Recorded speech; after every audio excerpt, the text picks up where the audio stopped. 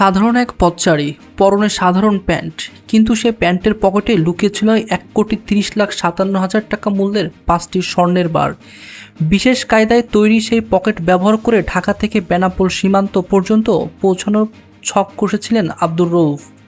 তবে শেষ রক্ষা হয়নি। যশোর বেনাপোল সড়কের দরগা ফিলিং স্টেশনের সামনেই বিজিবির জালে আটকা পড়েন এই পাচারকারী। বুধবার সকালে যশোর ব্যাটালিয়ন 49 বিজিবি তাকে আটক করে। আটক আব্দুর রউফ শার্শার লাউতারা গ্রামের মৃত আবুল হোসেনের ছেলে। বিজিবি সূত্র জানায়, আব্দুর রউফ ঢাকার ধোলাইপাড়ের চোরাকারবারিদের কাছ থেকে এই স্বর্ণ সংগ্রহ করে যশোর ঝিকুরগাছা হয়ে সীমান্তের দিকে যাচ্ছিলেন। বিজিবির একটি দল গোপন সংবাদের ভিত্তিতে দরগা ফিলিং স্টেশনের সামনে অবস্থান নেয়।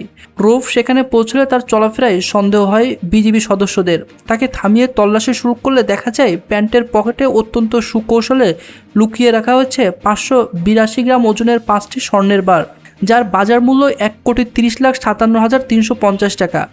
প্রাথমিক জিজ্ঞাসাবাদে রউফ স্বীকার করেছেন, এই স্বর্ণ বেনাপোল দিয়ে ভারতে পাচারের উদ্দেশ্যে তিনি বহন করছিলেন। এই বিষয়ে যশোর ব্যাটালিয়নের অধিনায়ক লেফটেন্যান্ট কর্নেল সাইফুল্লাহ সিদ্দিকী জানান, ইদানিং ভারতের স্বর্ণ পাচারের প্রবণতা বেড়ে যাওয়ায় বিজিবি তাদের গোয়েন্দা নজরদারি এবং অভিযান জোরদার করেছে। তারই ধারাবাহিকতায় পকেটে লুকিয়ে পাচারের এই অভিনব কৌশলটি নস্যাৎ করা সম্ভব হয়েছে। আটক আব্দুর রউফকে চোরাচালান দমন আইনে মামলা দিয়ে কোতোয়ালি থানায় হস্তান্তর করা হয়েছে। সীমান্ত রক্ষায় বিজিবির এমন কঠোর অবস্থান আগামীতেও অব্যাহত থাকবে বলে জানিয়েছেন অধিনায়ক।